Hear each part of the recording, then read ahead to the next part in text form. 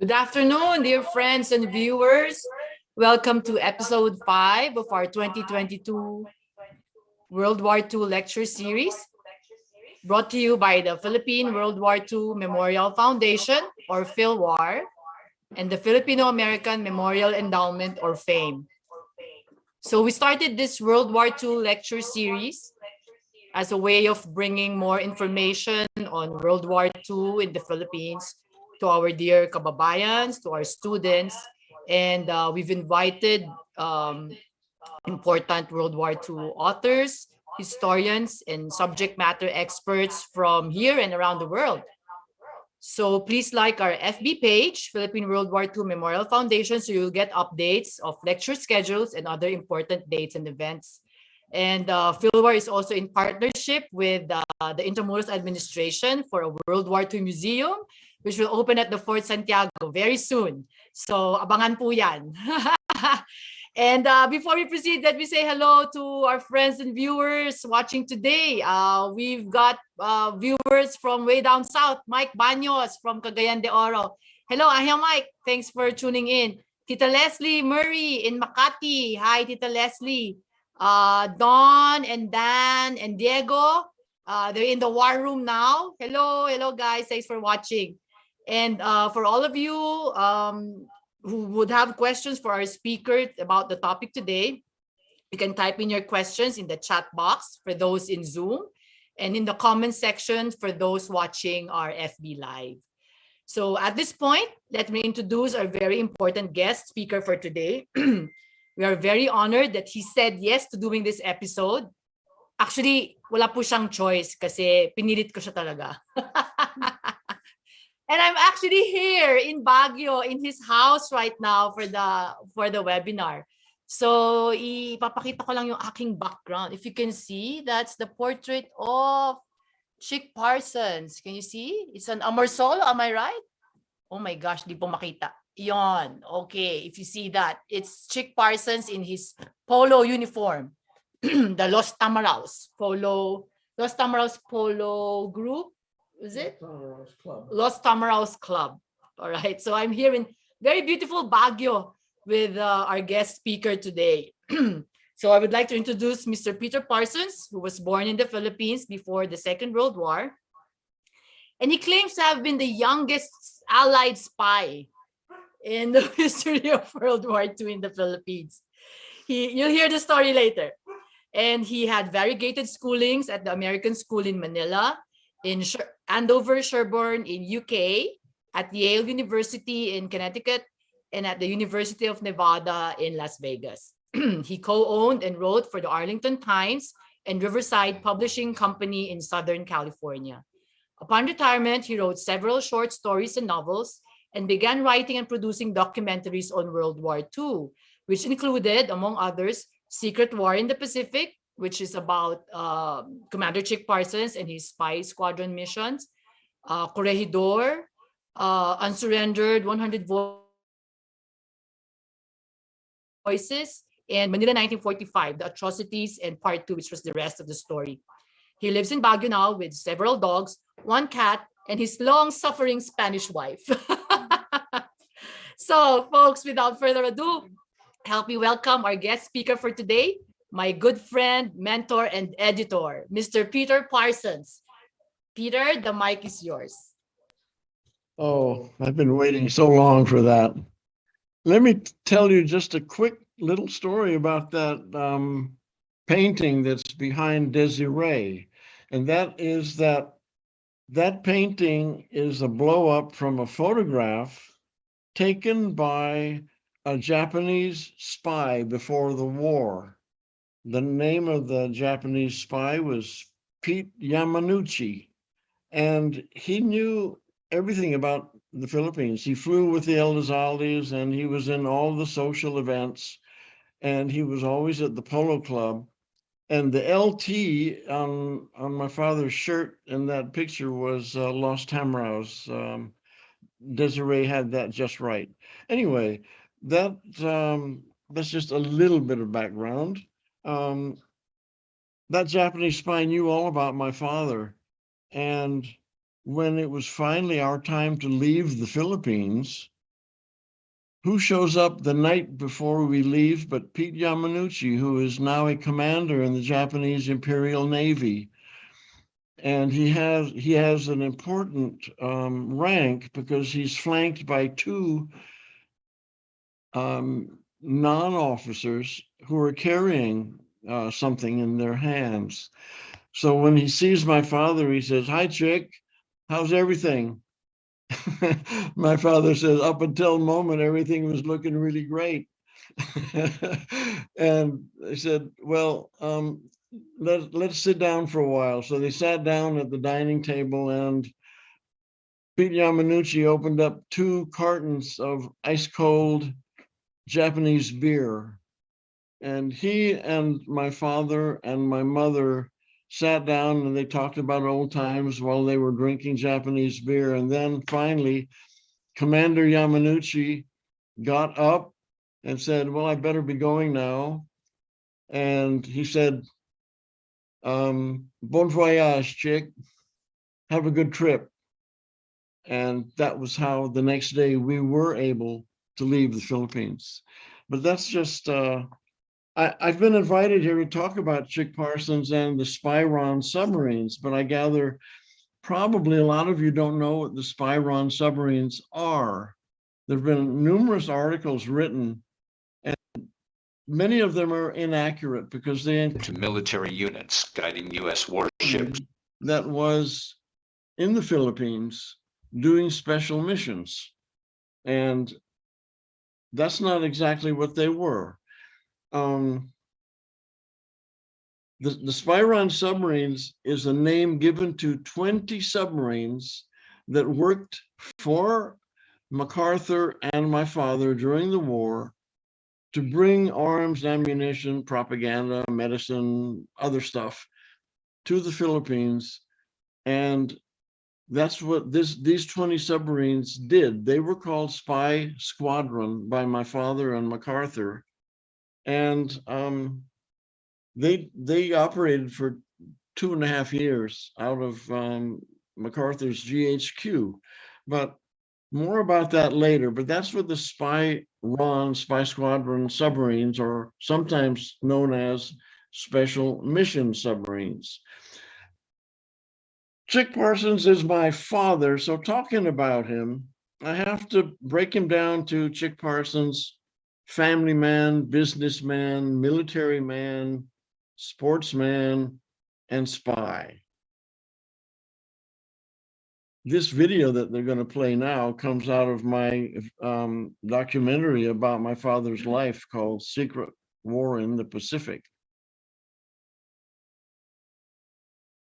When MacArthur finally returned, these guerrilla forces had been organized into military units guiding U.S. warships, planes, and soldiers to their targets. The man that coordinated the resistance operation for the general was one Charles Chick Parsons. General MacArthur called him the bravest man I know.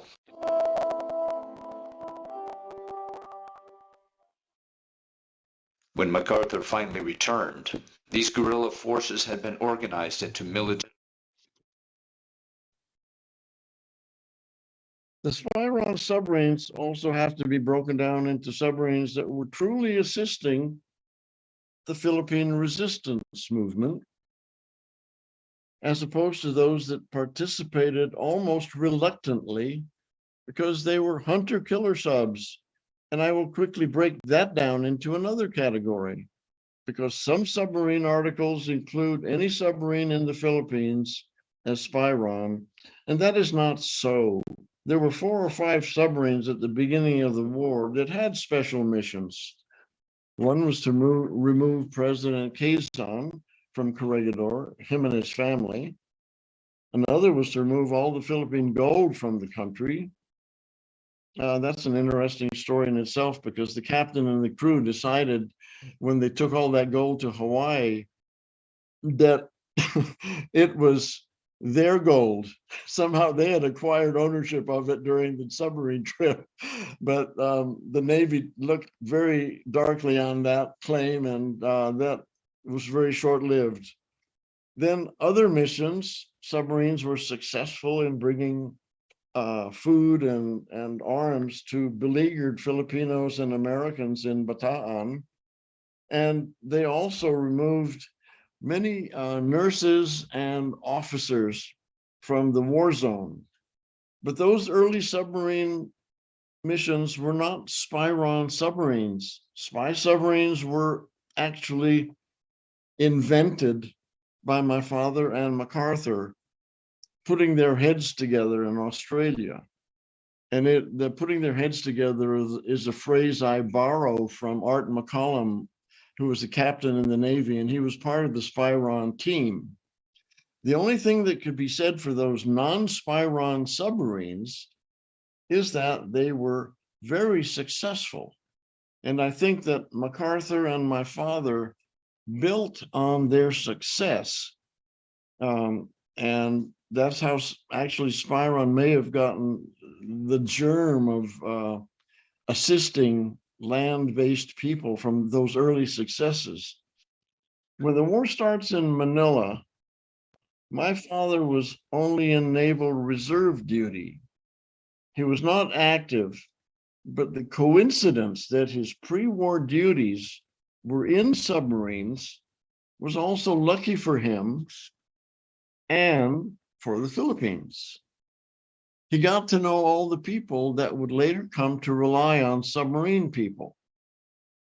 Just one point about submarines and the Army and some of the trouble that MacArthur was having before my dad showed up. Submarines obviously were Navy, MacArthur obviously Army, and just like any other Army and Navy in the world, they did not talk to each other. Or they may have talked, but they didn't communicate. There's a big difference there. We now go back to pre-war. My father was basically a businessman.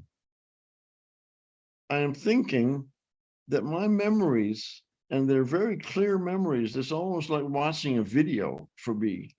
I'm thinking that my memories of the early days of the war are unique because many people there at that time are now dead. Some of my favorite people, soldiers, guerrillas, historians, they're all gone. My earliest history mentor was Jim Halsema, also another Baguio boy. He's dead. Frankie C. O'Neill Jose, unfortunately, also just died. Beniting Legarda, another recent death. Jim Litton and his wonderful sister. All the guerrillas that I interviewed for my father's video and others that followed that, they're all dead now. As a matter of fact, I got the reputation of having a killer camera so that eventually nobody wanted to be interviewed by me. My father, as a businessman, was activated by Thomas Hart into active duty as a lieutenant commander. But before I go any further with this, I want to mention, later on I will mention all 20 submarines. But in the meanwhile, I want to mention almost as many historians that are active in the Philippine World War II area. And these include Filipinos and Americans. And I will just name them because they are doing a valuable duty. I'm retired from World War II. I'm only doing this because Desiree paid me $1 million. Now, if you believe that, there's a bridge somewhere that you can buy for cheap. I start naming some of these. Rico Jose, and Rico has a book on Mindanao guerrillas, which is kind of a lacunar problem in Philippine history because it hasn't been treated very extensively. He's coming on at 1 o'clock on the 27th of this month, I believe, with a launch of his new book. Marie Vallejo has done some of the most incredible work of bringing the National Archives of America dealing with Philippine World War II stuff into the Philippines and actually printing it out. Incredible work. Bernard Carganilla, whose classes I have attended and who I have shared the podium with occasionally. Rolando Borinaga, who helped me tour Leyte. Cecilia Gerlan, very important on the Bataan issues. And my new friend, Rene Miguel Baños, is also doing incredible work on northern Mindanao guerrillas. And his research is exciting, it's new and it's different, and he's got a great sense of humor. Edna Binkowski is still writing books. Paul Whitman is still doing history on Corregidor. Desiree Benipayo. Desiree, what are you doing? Sitting down here. Oh, Eating pizza. Jim Scott, who's just finished, who just finished a trip to the Philippines a few years ago about his book on the Battle of Manila and the killings there. Hampton Sides, who's just been on this series just a little while ago. John Lucas, another friend of mine, who did the book on the guerrillas who escaped from Davao Penal Colonies, Dapicol, that's what it is. Rick Meixell, who has done the best book on the loss of American Air Corps, airplanes. Our whole Air Force was destroyed in one day when the war began in the Philippines. He did the best book on that.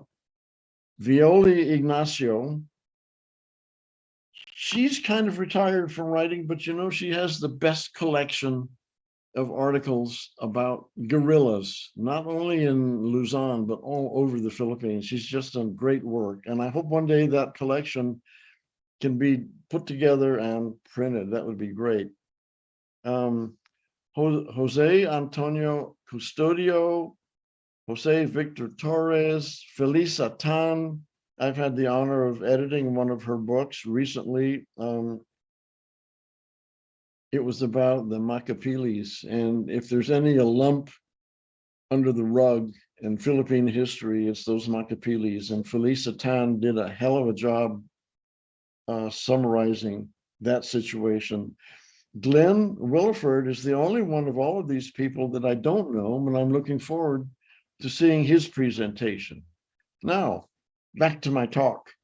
My father was brought in to active duty in the Navy as a commander.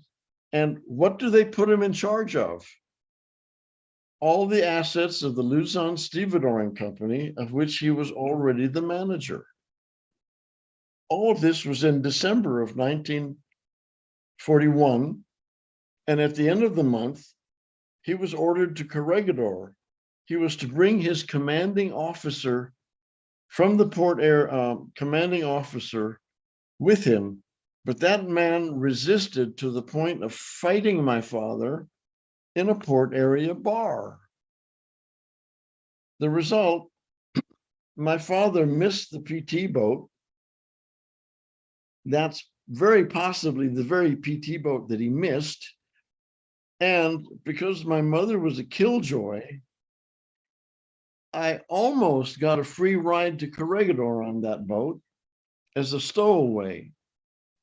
While we were waiting for my father to show up, I stowed away in the forepeak under the bunks, and my mother refused to let the PT boat go while I was still aboard.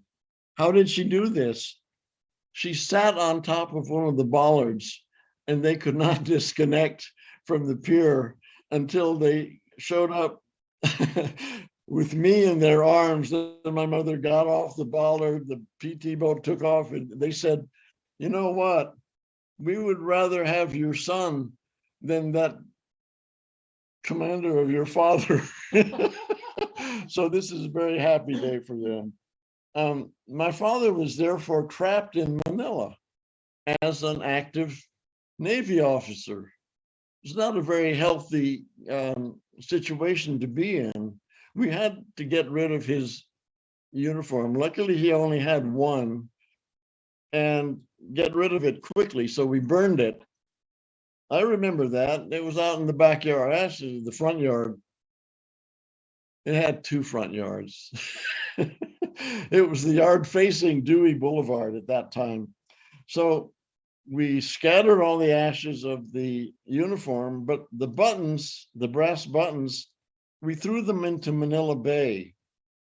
Now, my father, as manager of Luzon Stevedoring Company, was also the Panamanian consul in the Philippines. He was known in Panama as the consul in Manila. As a matter of fact, I turned over to the MacArthur Memorial a document from the Japanese embassy in Manila, recognizing my father as the Panamanian consul. So the stories that have circulated about my father being a bogus alternate Panamanian consul are not true. He really was the Panamanian consul. And my father thought, maybe I can use that to get out of the country. Other people are trying it, so why not me? He requested repatriation, and it came through. But before that happened, the Japanese arrested my father on April 22, which was his birthday. And today happens to be his birthday as well, because of the date line. He was born on the 22nd, not the 23rd, but the date line made it the 23rd here in the Philippines. Well, anyway, he was taken to Fort Santiago and then San Tomas internment camp. In June 1942, they allowed all of us to leave. That began the story of our departure. But during the 5 months of our house arrest, guerrilla people all around the city and the foothills began sending my father information. Up to this point, my father was of no value to anyone, to MacArthur or any other military bosses. But with the accumulation of these highly valuable resistance reports, my father either became a dead man walking or a very valuable escapee, depending on whether the Japanese ever found out the material he had gathered. He had told my mom to get rid of or burn or eat or whatever way to get rid of the information. But she felt it was too valuable to throw away. So she kept it. They gave it to me to pass through at the inspection point, which happened to be right next to the Manila Hotel. We are to leave the Philippines and we have to pass inspection. This is the point of no return. Either we pass through or somehow we all die. What does my father do with a bag full of diapers of my 1-year-old brother, interlaced with guerrilla reports? He gives me the bag and tells me to sit on the docks, pretend I'm fishing with a long piece of string with red on the end of it, but no hook. My instruction from my dad was, don't let anyone get a hold of that bag. So while everyone else was arguing and complaining about their baggage allowance, 1 bag per person, young me sits down on the dock right under the black bow of the Ural Maru, the ship we are to leave on. And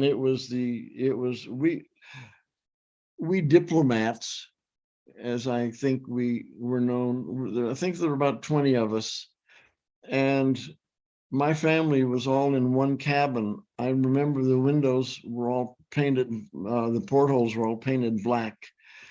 And one cabin, there were Two, there would be five of us, my mother and father, my youngest brother, my older brother, and me. So I noticed that we were listed as 9 people in the documents of the ship. And to explain that, in case anybody runs across that information in checking on history, as the ship was backing out of the dock, one of his tugboats came up and called out for him and explained that they had 4 blonde-headed young children. One of them was only about 3 or 4 years old, and that they were looking for their parents, and could my father take them on this trip and help find them. So my father, they put a gangplank up from the tugboat to our ship, and these 4 kids got onto our boat and into our cabin. So in one cabin, we had 9 people. And I never saw them again after we got to Formosa. So I think I think they found their parents. But that's how we ended up with a 9-member family on the ship. The next thing I remember on that dock is that comes to sit next to me a Japanese soldier. He gives me candy, which are lemon drops, but it's very hard to pretend to fish, to hold on to the bag of diapers and documents and grab the lemon drops. The Japanese soldier wanted to take my bag away from me, but that was not going to happen. I wouldn't let it go, not for anything. This little episode is very successful because my father came out of that chaos of the warehouse where people were still arguing and crying and moaning and groaning about their baggage. He came with the family. He picked me up, dropping lemon drops all over the floor. And the people who had gathered around were laughing at my lemon drops, but they were also not laughing about my fishing because there was a huge fish eating the bread that I'd put down there, but obviously there was no hook. And the laughter helped cover our escape onto the Ural Maru. My father had just gone from being absolute no value to anyone to becoming a very highly sought after source of intelligence. We were on our way. 3 voyages lay ahead of us.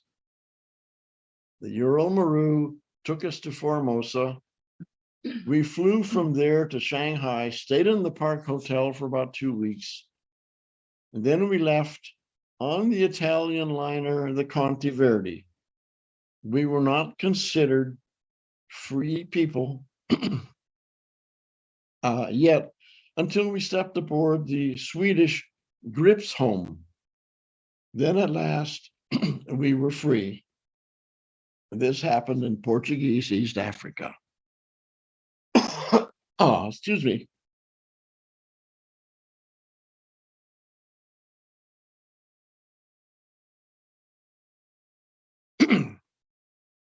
You might be hearing frogs because we're in my house in Baguio and there's a pond outside, but I have a frog in my throat. And it's a very different sort of a thing, and I hope it allows me to continue this talk. Once we were on the Gripsholm and going across the Atlantic, my father could then start doing his reports on conditions in the Philippines. He even had information about who had been on the death march, and he had a lot of other information about Japanese troop locations and guerrilla troop locations, naming names, places, and numbers of military. In September, our arrival in New York, President Quezon in his journal says about my father's arrival, This is the happiest day of my life. Parsons is reconnected with J.K. Evans, who had been teaching him in Manila, had been teaching him intelligence activity before the war. It was Evans who sent word to MacArthur and said, and recommended Parsons go and work for MacArthur. The letter from MacArthur was an example of terse communication. He said, "Send Parsons immediately." So my father set us up in North Carolina, and after Christmas, he went to Australia to join MacArthur. Now it can be said we have the beginning of the connection between Australia and the Philippines. One of the very first attempts to send military agents to the Philippines by submarine had already started.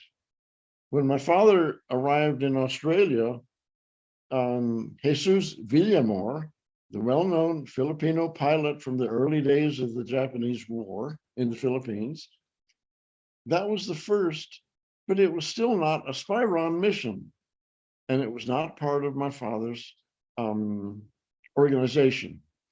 It began before my father arrived, and it was arranged not by MacArthur, but by the Allied Intelligence Bureau, the AIB, and we can talk more about the AIB later. It was replaced in MacArthur's headquarters by PRS, which was Philippine Regional Section. Anyway, more of that later.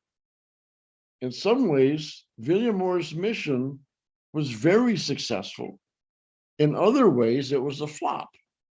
And it was a flop basically because it illustrated incompatibility among the various military units. Villamor was air, he went in by submarine, and there were three non-compatible mindsets all at work: the Army, the Air Force, and the Navy. Villamor would have preferred to go in by air. He kept telling the skipper of the submarine how bad the Navy was, how slow and incompetent it was. He even changed the landing point that had been agreed upon in Australia. And he kept changing the drop-off time and location until the skipper finally said, "Tonight we canceled the mission." Not only did Villamor reluctantly go ashore, but one of his landing boats was non-functional, it broke, and the skipper offered to load his own boat with all the medical supplies that had been brought from Australia. Villamor refused this, and the medical supplies were dumped into the ocean. An important part of his mission was already ruined. When Villamor went ashore, he was arrested by the guerrillas there. He was going to be executed by friendly people. So that was not a healthy beginning, although it improved over time. Then back to Australia now. MacArthur and my father decided to ask for help from the Navy, from the submarines, to drop off ammunitions, medicines, propaganda. How did my father persuade the Navy to go along with this? They were very reluctant. I will point out that this is a key question. Not only the key question for the Navy at this point about deciding whether or not to allow the submarines go on these stupid missions to supply the Philippines, barefoot guys in short pants, who were using bamboo weapons, and they didn't know what. But 3 years later, it was a key consideration in the entire Allied command. This was the time when President Roosevelt of the US, was listening to arguments put forward by Nimitz and by MacArthur whether to return to the Philippines or bypass the country and go north, either to Formosa or Okinawa or anywhere else. The key question immediately for the Navy was why divert submarines from hunt-kill enemy shipping? And my father provided them an answer that included establishing of radio stations and coastwatcher stations throughout the country. And that was the idea that got the Navy on board. These radio stations and coastwatchers would provide targets for the American submarines.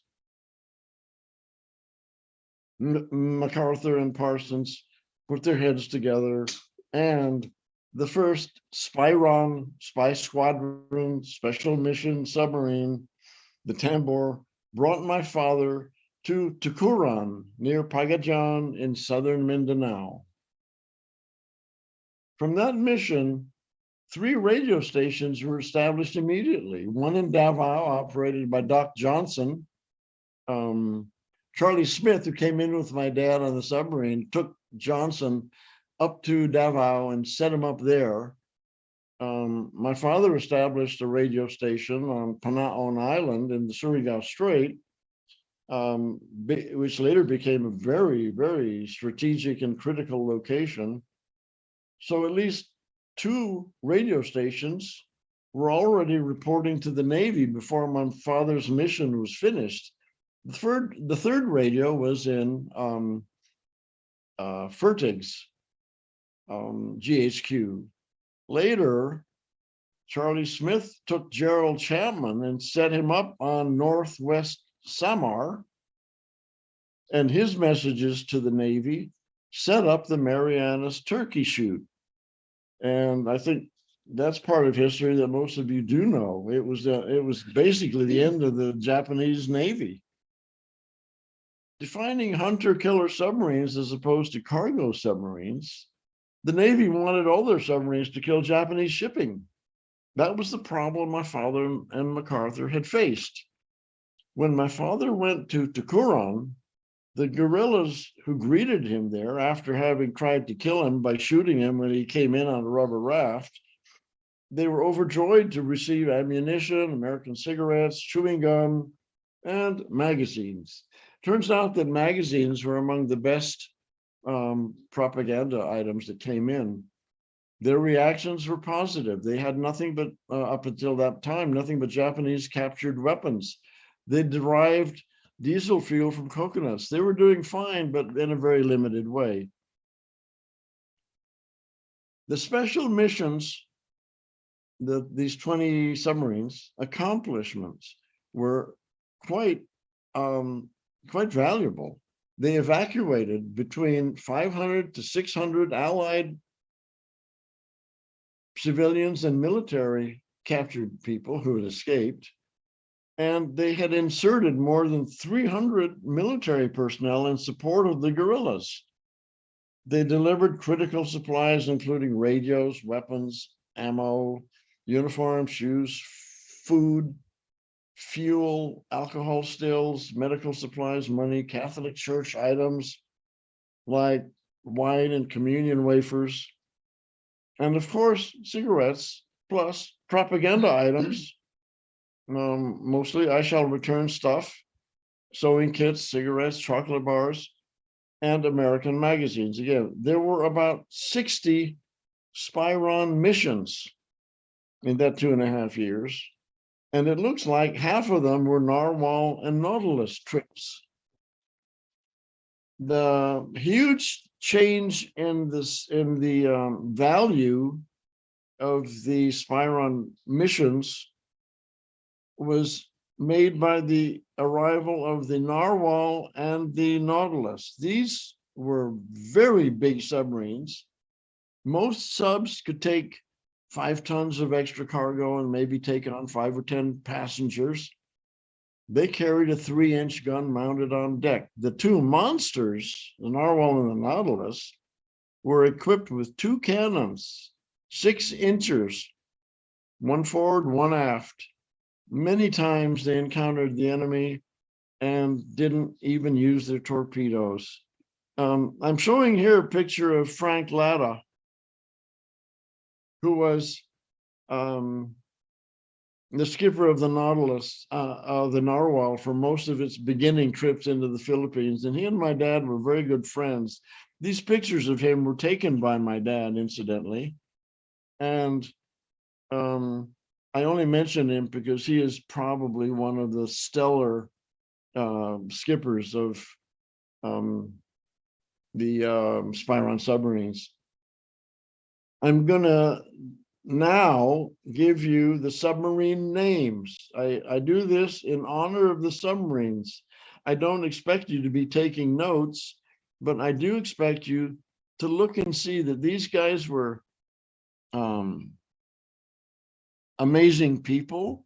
Their submarines were fantastic. They did a hell of a job, and I'm going to honor them by naming them.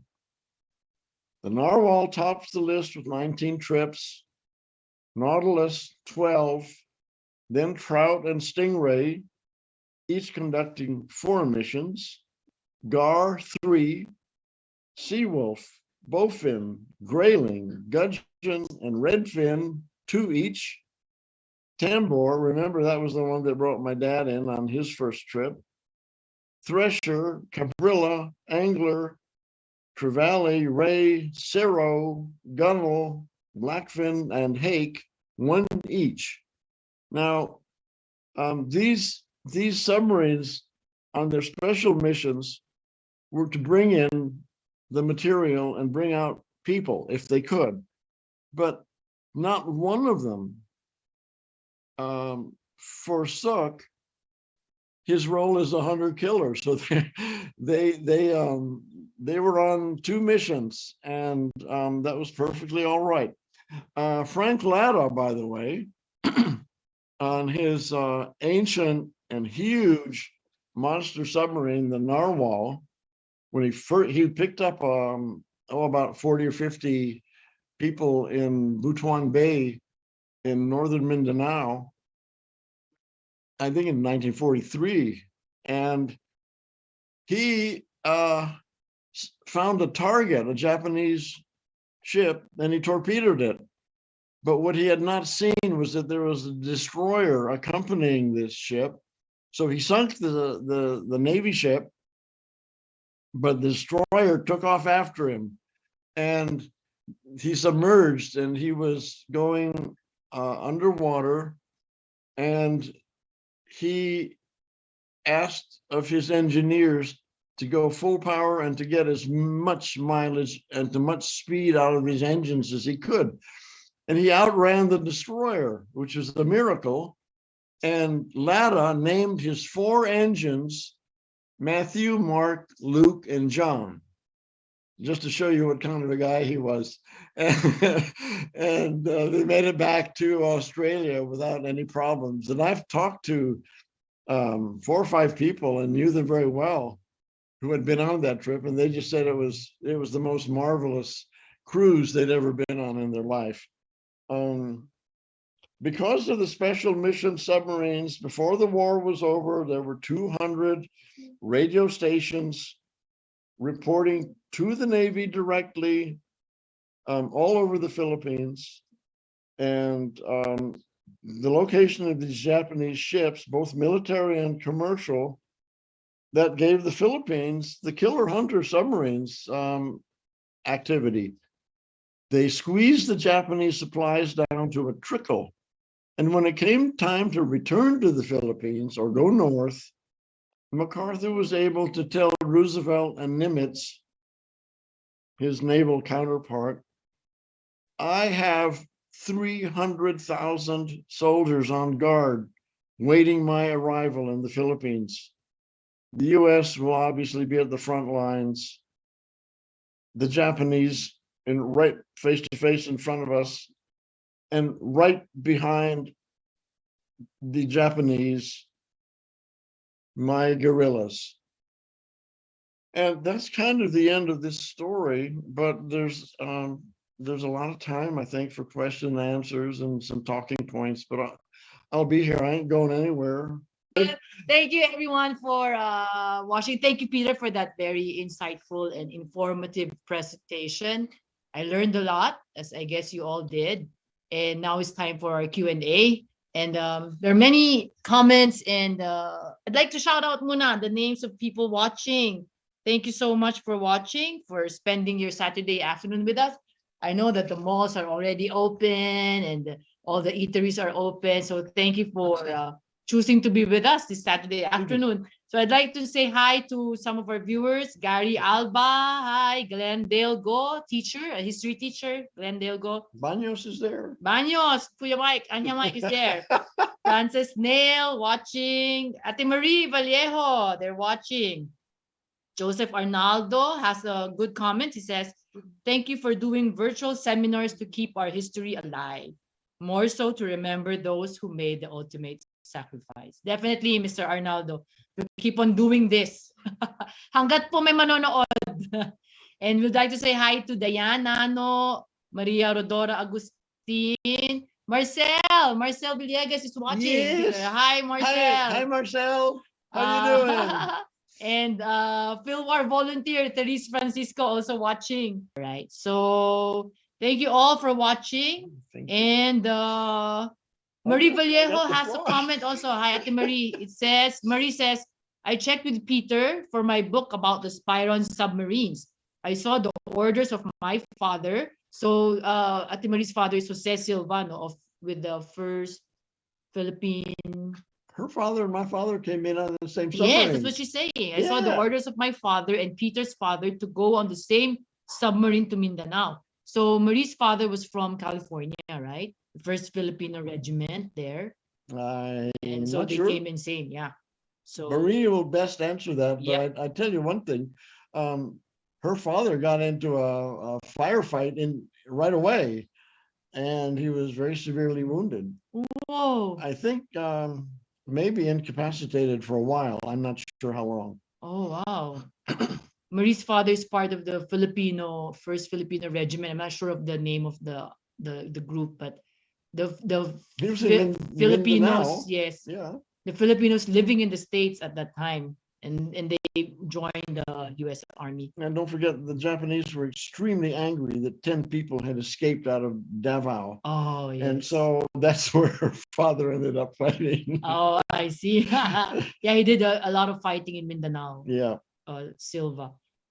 And Dr. Blas Bermudez is watching. Hi, Doc Blas. So Doc Blas saying, good afternoon. Commander Chick Parsons was awarded the Philippine Medal of Valor, the Philippine Medal of Valor in 1946. Not many are aware of this.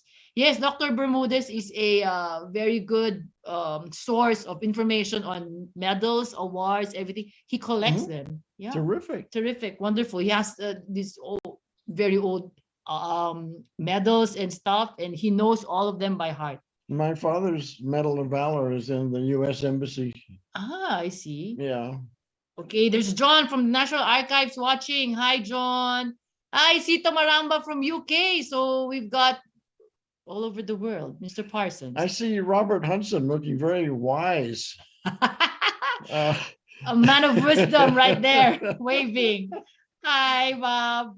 And Jay Pintinas is saying, thank you so much for sharing a piece of our history. Yes, we really wanted to include Chick Parsons because not many Filipinos know about the Spyron missions, and not only did these missions, supplied and resupplied our guerrillas, but I think most of all, it upped their morale. No? Absolutely. They had been a long time waiting for the aid, and the aid didn't come. Yes, yeah. And finally, when my father showed up with this 5 or 10 tons of stuff, they said, my God, the aid is here now. They were delighted. The word got around. As a matter of fact, the Japanese found out immediately. So my dad became a hunted item right away. I mean, there were no secrets. As a matter of fact, when my dad landed in his rubber life raft, and he had 2 Moro brothers accompanying him in, Charlie Smith in his smartness stayed on the submarine. But my dad, when he came ashore, he was being fired on by these guerrillas. And when he finally got ashore, by yelling, amigo, amigo, they let him come ashore. Okay. And there was an old lady who said, Chico, Chico. That was my dad's name. And she Oh. had been his lavandera in Zamboanga. Oh, So wow. his disguise of a beard and all that stuff, nothing worked. He was He was identified. he right was away. identified immediately Wow. in the dark of night. Uh, I thought it was great. for you guys who would want to learn more about the story of Commander Chick Parsons, a real life James Bond. That's what my husband said when we watched the video first time. Mario said, wow, here's a real life James Bond. So for those interested, there are many books published about him, but I really like the video, that the documentary that Peter made, Secret War in the Philippines. Would this still be available in Solidaridad? I don't know. I haven't been to Manila in 3 years. I don't know what's Oh. there. And since Frankie's dead, Cesar is I there. hope Kuya I Cesar. hope the Solidaridad store is still going on. It is. Oh, Kuya good, Cesar is still good. there. If There you're may- watching, hi, Kuya Cesar. There may be a few videos left there. Oh, for those of you, maybe you can still get some copies there. Secret War in the Philippines. It's really good. Is Leslie Murray on? Leslie, Tita Leslie's on. Hi, Tita. Hi, She's on Leslie. bed rest. Hello, Hopefully Les. you're doing well. Yeah. And speaking of the Japanese, there's a nice question here from Dan Antonio. Hi, Dan. Was there a time the information was intercepted by the Japanese forces in Manila? Was there a time that, information, the Spyron missions, Well, the Japanese got wind of them? I think the Japanese knew about 10 minutes after my father got on shore that he was on shore. And he actually disobeyed orders that probably should have been court-martialed, because he actually went into Manila, and he was in one of his secret notebooks, which was translated by a lady in Colorado. She found out that my father had said, time in Manila, 2 weeks. So I know he was in Manila maybe twice. And then Bob Hansen tells about his mother telling about Chick's visit to the Lion Solar Tobacco Company. And I'm sure that he stayed there in their guest house. And he was even introduced to the Japanese overseer. And my dad was speaking Spanish the whole time. And he was introduced as a guest, I guess. Then he was also spotted in Manila by High Pockets, his bartender, who knew him from pre-war, and he was dressed as a priest. But I answer your question. I think the Japanese knew a lot about what was going on, and when they captured my grandmother, it was because she was related to my father, who was coming into the Philippines, and also to Steve Jurica, who was on the Doolittle raid.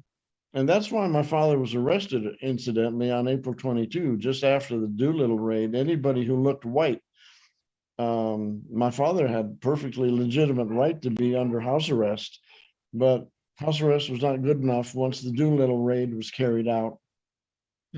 But yeah, the Japanese knew a lot. They really knew a lot. So yeah, I'm afraid not all of our secrets were being kept. Yeah. Jurica I remember him in the 30 Seconds Over Tokyo. Steve Jurica is Peter's uncle, mother's side uncle. That's it. Yeah. And he was on the Hornet, was it? Hornet. And was part of the Doolittle raid. Yeah, since he had been he had been in Japan as I don't know what. There's some kind of a diplomat in Japan, and he knew a lot about Japan. He'd been there a long time. He could speak Japanese, and he was telling the Doolittle pilots and the crews what to expect if they had to land in Japan. He said it was not a good idea, and it turned out that way. Yeah. It's and that started animosity, like more animosity on the Japanese side. Oh, right, after the absolutely. Doolittle Oh, Raid. yeah. They were terrified and they were scared and they Yes. were angry. Mhm. The Doolittle Raid, the Doolittle Raid may have won the war Mm. because the Japanese all knew now that they had to win. And since they lost right away, some aircraft carriers in their eagerness to get involved, they lost the war. I think Doolittle has to be given a lot of credit. Mhm. True, true. And not just I remember in your lecture a while ago, the Marianas turkey shoot Oh, was because of the coast watchers here. oh, huh? yes, yes. Amazing. If you guys watched, there's this new series on Netflix, Victory, World War II Victory, and there was this episode there in the Battle of the Philippine Sea, and it talks about the Marianas turkey shoot. So I just realized now that the coast watchers here were responsible for that success. The ironic part of that was that there were two submarines to the east of Samar, Mhm. but the other part was that when Gerald Chapman sent his message out to the Navy, his radio stopped functioning. Mm. How did he get that message to the Navy? Well, Bob Stahl, another AIB agent, he got really hung out to dry by the AIB eventually. But he had been transferred from Samar over to Luzon. Mhm. He picked up the radio from Chapman and he sent it out. Oh. So it was a combination of Stahl picking up the relay and Chapman originating it that got the message out. But the two submarines were on the lookout now for the Japanese fleet, and they confirmed it. I see. So it was a triple play. Yeah. Speaking of the AIB or the Allied Intelligence Bureau, could you tell us something more about the AIB? This is a very interesting part of history. The Allied Intelligence Bureau, just by its name, is going to doom it to failure because of, can you imagine the complications that an ally that involved the Dutch, the Australians, the Americans, So many people. Everybody in the world was involved in the AIB. And MacArthur said, no, that's not for me. And the first mission that went out, Jess Villarreal, was AIB. My father went out under the aegis of the AIB. And when he returned, he went out in March and he came back in July. So in that period of time, MacArthur had already created the PRS under Courtney Whitney, Art McCollum, Jim Fife over in the Navy section in charge of submarines. And my dad knew him before the war. He didn't know McCollum, but he knew Courtney Whitney from Manila and knew MacArthur from Manila. So it was like an old home week. And once MacArthur got rid of the AIB turned into merely, from my father's point of view, a warehouse supplier. We've talked to Bob Glenn, who was in charge of supplying my father's trips. And that was all they were relegated to after the PRS got started. And one of the things that Bob Glenn told me was, you know, your father ordered 1,500 ping pong balls to be included in one of his shipments. And he asked me if I knew anything about that. And I have asked hundreds of people about why would we bring 1,500 ping pong balls? And my father answered Bob Glenn. He says, well, they're to play ping pong. And so I have no idea what the hell those ping pong balls are about. None whatsoever. And well, going back to Jurica, not many people know about your grandmother and that she was executed by the Japanese, together with some of the Protestant missionaries here. Oh, yes. Darby. And was she working with them as a group, or was it false?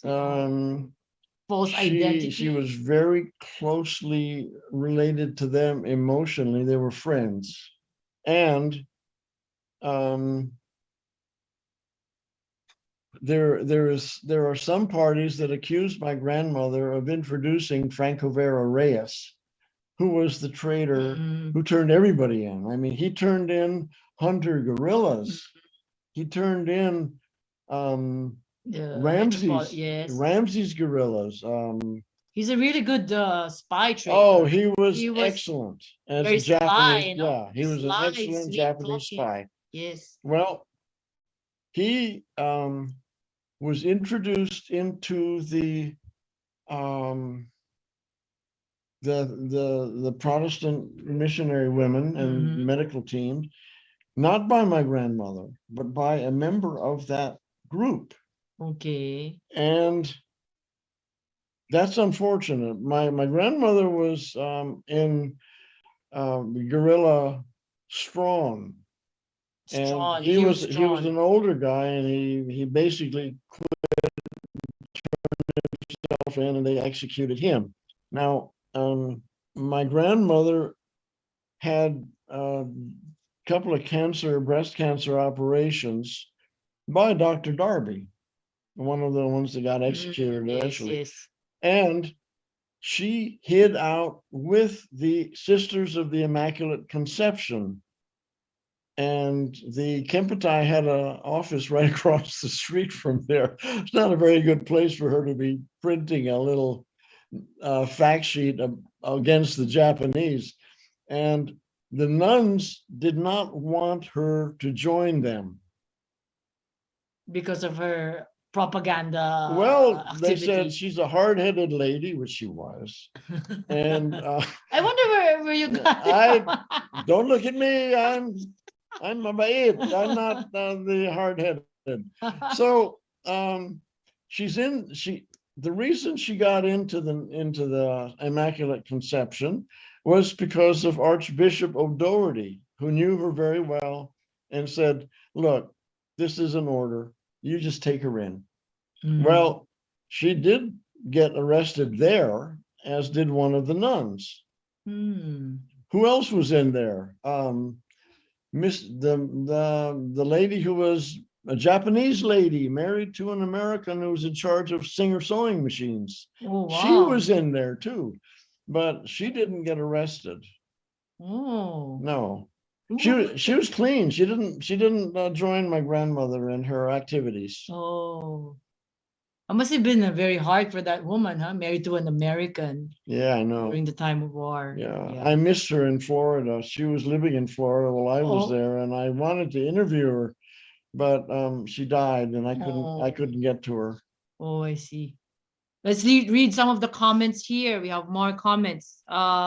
From Christina Ranche, Ate Chris, historian from UP.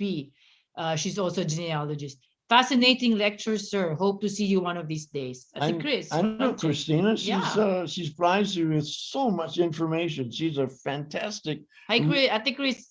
She's a hell of a researcher. She can find anything. And she loves going to church attics to look at old baptismal records and stuff like that. And from Tita Leslie Murray, hi Tita Leslie, thanks Peter for interesting talk and side tidbits. You're welcome, you're welcome. Yeah, side tidbits. And Jim Kodia, thank you Philippine World War II Memorial Foundation for this lecture series. Very interesting topic. So watch out, we have one every month, a lecture every month, and we've got a very important, nice lectures coming up soon. Hey, and don't forget Rico Jose's book launch on the 27th at 1 p.m. I think that's also a Zoom. Yes. Please like our Facebook page. I'll post it there, so anyone interested can join the what do you call it? The book launch that will be on April 27 about the guerrillas in Mindanao. And from Sito Maramba, hi Sito from London. He says, I remember a photo taken by Carl Maidens. Yeah, he's absolutely right. Of Chick Parsons on a well bike. Yeah, I have that down in my library. Oh, you do? A single seat folding motorcycle. Absolutely. Used in the ETO. What's the ETO? English? theater of operations. Okay, all right, all Something right. I'm not sure which it Okay. is. European Theater of Operations Okay. by the Special Operations Executive and the British Airborne Troops in Correct. Operation Market Garden in Correct, Holland. correct. So could you tell us more about the well bike, how your father Well, got it and my how father- he used it? my He used it in father- Manila? You said Manila. Oh, folding bike, huh? Wow. You know, he went into a warehouse using he got all over the place in the bike. As a matter of fact, he looked up Amorsolo on his bike and he went there and he gave insulin medicine to Amorsolo, who was diabetic. And he wanted to hire Amorsolo to do a painting of my mom from this photograph. And they talked and chatted and he gave medicine. And then he came back a few days later. This was during the Battle of Manila. And the painting, when he came back to visit Amorsolo, the date of it is February 15th or something like that, 1945. Wow, the height of the battle. Yeah, the height of the battle. Yes. But when he went in to get the painting of his wife, my mom, Amorsolo gave him a painting of himself, which he just sketched from memory. And the painting that he finally did of my mom is dated March 1945, just after the Battle of Manila. So that you're absolutely right. My dad got all around the place on that motorbike, and we used it a lot after the war. The whole neighborhood, all of us kids would take turns riding around. We'd go down Robert Street, up Libertad, down the boulevard, down St. Scholastica, and then home. That was our Formula One circuit. So Peter, going back to pre-war, the community there was quite small, so everybody knew each other, right? Yeah. So how did your father got introduced to, say, MacArthur and Quezon? And I remember he used to work for Governor Leonard Wood, was it? Well, my father worked in 1921 to 1923 for Governor General Leonard Wood. And at that point, he was like the number one secretary because he was not a repeater. And you know what that means? That means my father said Leonard Wood liked him because he was not a repeater. And that means that Leonard Wood could talk as fast as he wanted or as slow as he wanted. And my dad caught everything on his shorthand. It was grade shorthand, old grade. New grade doesn't work. So he also learned how to ride horses. And through the horses, he became a polo player. And through polo playing, he met all of the guys from the cavalry. He met MacArthur. He met Eisenhower. Actually, my mom and dad were quite good friends of both MacArthur and Eisenhower when they were in the Manila Hotel. And the story is that my mom would go there and play bridge with Mamie, Lucille Malcolm, who was the wife of the Supreme Court Justice, Jean MacArthur, and my mom. That would be four. And I'd be running around under the table with the Alma trying to catch me. And MacArthur's son was doing about the same thing. He was not much different from me in age. Yeah, you'll be the same age. He was born 1937. Yeah, we were about the same age. Arthur. Yeah, Arthur. I've tried to interview him many times. And I threw my invitation through Jim Zobel at the MacArthur Memorial, but I've been rebuffed. I would love still to do an interview with Arthur MacArthur. He lives a very quiet life. I'm sure he does, and I'm not going to say any more about it. But as per Jim, he says he checks up on the MacArthur Memorial once in a while. Jim said. Oh yes, I know. Yeah, that's good. That's good. Okay, some more comments from Miss Elvira Gerlan. Thank you for sharing the stories of your dad, Commander Chick Parsons, during World War II. You're And- welcome. And from JP Nespral, thank you to Mr. Parsons' father for his service and his contribution in working towards the liberation of the Philippines in the Second World War. Agreed. You're welcome. Thank you. Robert Bob Hansen is watching from California. He says, I would comment more, except it's 1 a.m. in California, That's and I'm right. still in bed. I know. Bob, get your beauty sleep. Hurry up. Many in the US are wants to watch, but many of them want to watch, but because of the time difference. So Yeah, it's we'll post the YouTube recording maybe on Monday or Tuesday. We'll just transfer it first to YouTube, and please like our Facebook page, and all the episodes are there from episodes 1 to 4 and We- now episode 5. we just saw a comment thanking me from John Moffat. Oh yes, we have. And I there. must say to this group here that John Moffat is one of the top experts on Corregidor. And I would name along with him, I would name Paul Whitman and Carl Welticke. And there may be others, but John has taken me, well, all of these people that I mentioned have taken me on tours through Corregidor.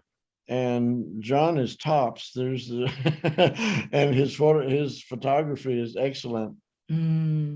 John, who else? Paul Whitman, no? Yeah. Carl. Thanks for your comment, John. Means a lot to me. And my friend Tony Ferredo, wow, he's such a good corridor guy. He knows everything. Oh Lord, Lordy Lord. Oh, we have a nice question here nice question / comment from Mike Baños.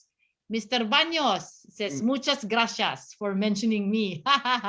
Would be interesting to know the story behind the story that spirited out the Commonwealth government's goal to the US. So this is the USS Trout, right? It's the Trout. And I remember in my book, Honor, The Legacy of Jose Abad Santos, the Trout arrived sometime January or February, early morning. Where, in Hawaii? No, in Corregidor. Corregidor, yeah. And then it was because it was such a secret, all the gold will be transferred to the submarine. It was so secret that Abad Santos and Osmeña were helping put the gold bars. Yeah, but in did the you see the USS Trout. photographs of those two submarines? Yes, taking, yes, that was no secret. Question: what did happen to? Everybody was there. I don't know what happened. Well, I talked to Dr. Jose about this, Rico Jose, and he said, in fact, after the war, I think that gold reserve that we had returned and used for post-war rehabilitation. So this is a good research paper, no? I think was it returned to us? And right? I would like to know what happened to the crew and the skipper that Of wanted Trout. to And if you see pictures of them, the USS Trout, they were so happily, carrying the gold bars. Now you see, Trout became a Spyron submarine. Yes. But in the early days, it was not. Stingray was also an early special mission submarine, but not it became later a Spyron submarine. Yeah. And you mentioned about the difficulty arranging all these because the Navy and the Army did not really communicate or did not really get along with each other. So who would you say was what do you call this? Influential in the Navy to say yes to to lending the submarines to this. Thomas Hart was there, and Admiral Thomas Hart activated my dad into active service. Jim Fife became an admiral later. He had been in the Philippines and he knew my dad. And Art McCollum at that time was a captain, later an admiral, but he was an import from the States. But he became very, very good friends with my dad. And then Courtney Whitney. Yes. Was very intelligence guy. Navy oriented, even though he was an Army and he was an attorney in Manila before the war. He became very open-minded, very friendly. And Art McCollum was just as open-minded as could be. He laughed about it. He said, Chick and MacArthur would get together, put their heads together and within a half an hour, they had all kinds of ideas, and we put those into action. Yes, yes. So And it I was good. remember MacArthur said when your dad came to volunteer or something like that, MacArthur said, "But you're so old." Did MacArthur really say that? And I don't remember that story, but one of the biographers of my father was Bill Wise. Okay. And when I interviewed him, his comment to me was, "He's so old." I mean, he said it like that, and he says he was beyond rank and everything, and he said he had no business doing this. Well, actually, my father was 43 years old, Well, at that time, I was already old, no? so that was old. Uh-huh. And I would say the success of the missions is because of your father's connections and his knowledge of Philippine geography and culture, of course. Well, he knew So can you that. comment on that? He knew the geography, Philippines. yes. I talked to one of the crew members of the Narwhal, and he said, "I remember one day we were lost. Our charts were no damn good, and Chick was aboard. So what we did was we woke him up. He was always asleep, so which I believe, and they brought him up to the conning tower, and he looked around, and they spent about a half hour up there, and he said he pointed them to deep water, and he knew where he was. But he'd been traveling around the Philippine Islands with Governor General Leonard Wood on the yacht, and they not only traveled by horse all over the islands, but they traveled by boat, by ship. And that's how he knew the islands so well. Plus, you worked for the Luzon Stevedore. Oh, and he worked for Luzon Stevedore and Company. Yeah. He would often go out on tugboat yes trips and stuff right. like that. So it's a mixture. The success, I would say, is a mixture of his connections, his know-how of Philippine geography, and of course his know-how of Philippine culture, how to approach the guerrillas. Definitely. Yes. I heard him talking Tagalog once or twice after the war. I was on the Pasig River. I was collecting Japanese burnt guns, and we were allowed to pick stuff that didn't blow up. Dangerous. But he was talking Tagalog to somebody down on the river in a boat. Ah. So I guess he must have known something, and he knew Spanish. His Spanish was very good. And in Mindanao, Spanish was pretty much spoken. So this reminds a bit more. How did your father landed in the Philippines? How did he get here? Oh, when I went to Tennessee and looked up in Chattanooga, where he grew up, he was born in Shelbyville, but he grew up in Chattanooga. And I looked at the history of his addresses. His address changed every year. And when I found the cousins still living in Chattanooga, I asked them, what was that all about? And they said, oh, the grandpa, they called their father grandpa. He said he was always either one step ahead of the law or one step ahead of the landlord. Hence the move. His mother had a brother already in Manila as a security guard. He was a prison guard. And both of her brothers had been in the Span Am War. So this Moody Cersei was there already. And my dad went with the other brother who was in the health area. And this Cersei brother was in charge of cleaning out the mosquitoes that were infesting the moat around the walled city. Intramuros, yes. Yeah, and all over the country. They had a wonderful way. They'd pour kerosene in it and light it on fire. Just light all the larvae up. Oh boy. Yes. So and then he fell in love with the Philippines. Oh yeah. And never went. Well, he lived here all his life. He was here for 5 years originally. He worked and he studied in the Santa Potenciana School in the Wall City. He only lived about 2 blocks away from there, but all the classes were in Spanish. Mm. So he learned Spanish. Mhm. When he went back to the States after 3 or 4 or 5 years in Chattanooga, he studied shorthand, typing, Spanish, which he already knew, Mhm. and not too much else. He got very high grades in those subjects, and by the time he graduated high school, he was already a highly regarded employee of it's the company in Delaware. Oh man, why does it skip my mind? It's okay. Big company in Delaware, and he was one of their top scribes. Mm. But he fell in with a friend of his, and they got onto a tramp steamer, and they were going to go out to the Philippines and come back and earn enough money to go to college. Mm. Well, my father jumped ship Mm. in Manila. And why did he do that? I think he realized when he smelled the smells, fried chicken and fried Yes. fish and all the cooking smells, he loved it. He loved Flavors it. and aroma. When he got there, he jumped ship. He said, I'm home. Oh. I'm home. And I was quite surprised when you told me that. I all the while I thought that after the war he went back to the States. I was really surprised that he actually stayed and died here in Pasay. Yeah. Wow. Yeah, we lived on the house next door to Quezon Mhm. on Robert Street before the war and after the war too, for just Mhm. about a year while he was building a house on Park Avenue. Yeah.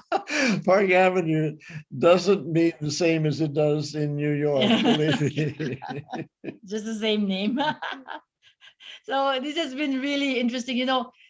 Peter is one of the more scholastic World War II people that I've met. And sometimes I just drive up to Baguio to just talk with him for hours. And I always feel benefited from No, all you our only talks. come up here for raisin bread. and Tita Tea's paella. So it's really wonderful. And he has been my mentor when I reached out to him years ago because of his documentaries. So I looked for him. Who is this guy making all these documentaries on World War II in the Philippines? And nobody was doing that before. No, So before that, no, they weren't. nobody was Right. doing that. And Peter, went out and interviewed these guerrillas in the 1990s, just when you With my retired. killer camera, by the way. Oh God, Their camera. I still feel bad about that. Oh, he told me after interview he would find out that gorilla died, so he named his camera Killer Camera. So and then he would interview with all the background noise, the tricycle, the sorbetero, the what have you, the roosters, no? Oh man, I had every background noise in the Philippines. No, I didn't get any frogs. Ah, only here. The frogs are here. But I think that made it more real, no? And Boy. yeah, interesting. Well, that's what I got. So that's what I have. So he has, I have all his DVDs. One of the best I think is the Unsurrendered 100 Voices. 100 voices. 100 No, voices. there's no narrator in that Just video. the Gorillas do interview. all the talking. Yes, and it's wonderful because you see the pain in some of their faces. You see the happiness when they Yeah. describe how the Japanese was There running were- when the Americans were coming back. Oh, Remember that? Yeah, I went and I met her again lately, a few years ago in Maasin. Oh, she was laughing. She was a female gorilla, and she was laughing. She said, "And the Japanese were running, aha!" And it was fantastic. That's the first time in 4 years they'd seen Japanese on the run. And that was And- fantastic to see her, her And expression. there were no surviving Japanese on that run. Right. So and Peter, when Peter retired, he not only worked on World War II, but he has several novels. One of which is it here, Miss Annie? Camino. Camino, which is just released, but no, released It's when on- 2 years ago. It's 3 years on ago? Kindle or Amazon. It's on Kindle and Amazon. We'll show you the copy. It's about the Camino pilgrimage in Spain. Spain, So yeah. for all of you who would want to buy this, you can get it on Amazon, no? Here's Oh, the copy. Wait a minute. It's so can you see it? Camino. There you go. There you go. Camino by Peter It Parsons. says, it's Camino, it's a pilgrim love story and other disasters.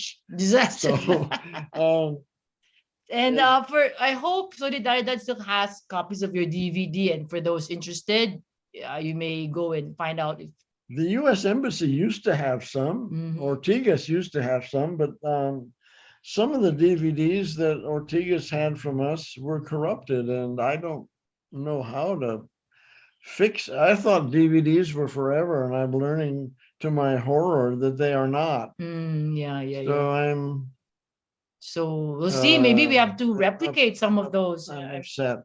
Many people are very interested, and I, for one, started when I started watching Peter's films 10, 15 years ago.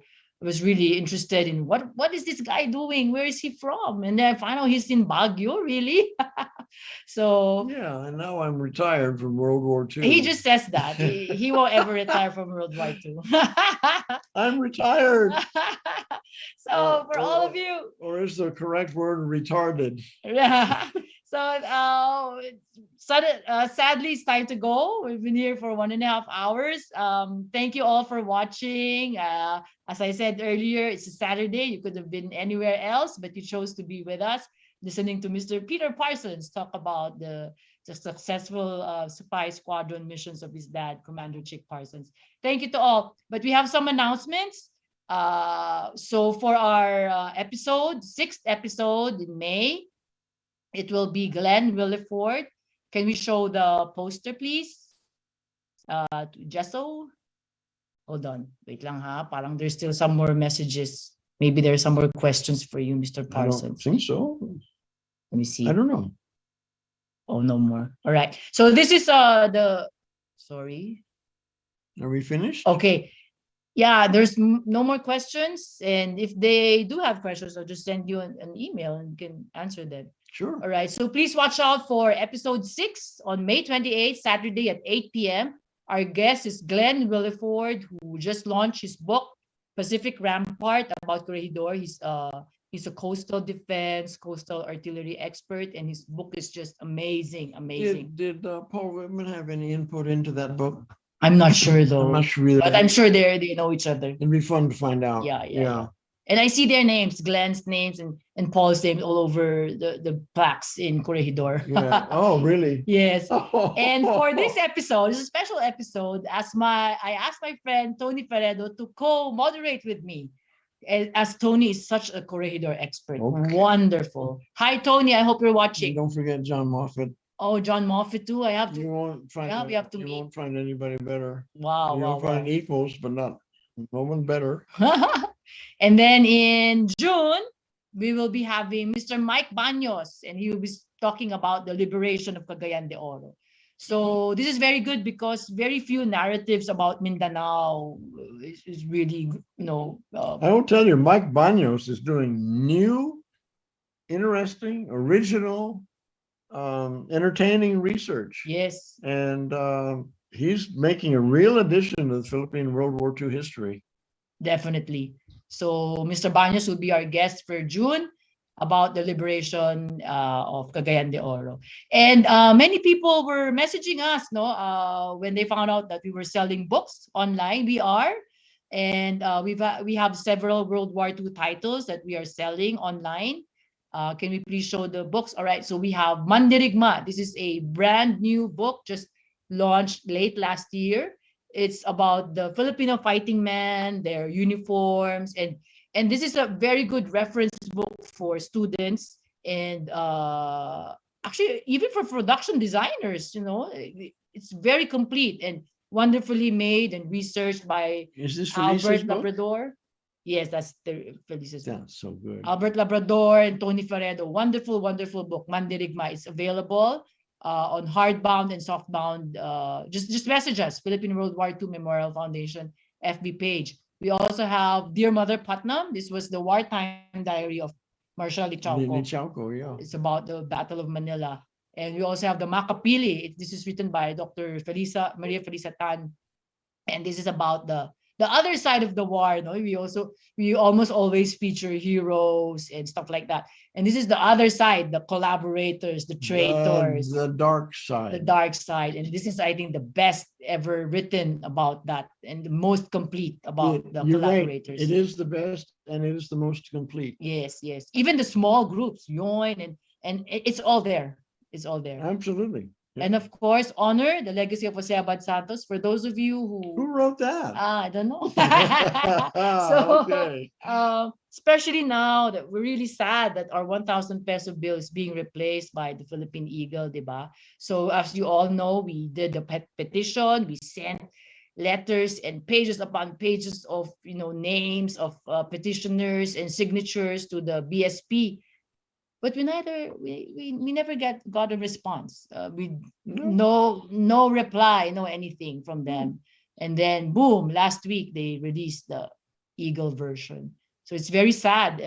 I think it's the only no, I don't think it's really just the only note that we have, the only currency that we have that has heroes in it. The paper currency, I mean.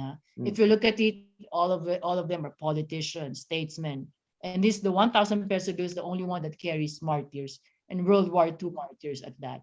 And our government decided to let them go and bring the Philippine Eagle instead. So we must all learn more I'm going to about have to them. run, but I want to say something before I do, is that the pictures and organizing me to get my presentation done behind me was my secretary, Annie Abrigo, Miss Annie, come here. who made it all very possible. Come here, Miss Annie. So She's shy, eh? well, she's shy, but I give her credit, and it's very worthwhile. Yes. I can't say enough about her help. I would not have been able to do this at all. She without- she compiled everything, no? Oh yeah. Look for pictures. Thank you, Miss Annie. Our thanks today goes out to Miss Annie, Jesso, and Roddy at the Philwar office right now in Manila, doing all the backstage stuff. Audrey. And Audrey, my daughter, who is our tech person. As a while ago, Peter and I can figure out what to do. I know. So good thing I have my daughter with me. So thank you very much, everyone. And please like our FB page, Philippine World War II Memorial Foundation, and the FB page of FAME, Philippine American Memorial Endowment. And we'll have updates there of our future lectures. Thank you very much for joining us. Thanks again. Enjoy the rest of your weekend. Bye. All right, bye-bye. And now what? Are we off? Hold on. Hi. I cannot.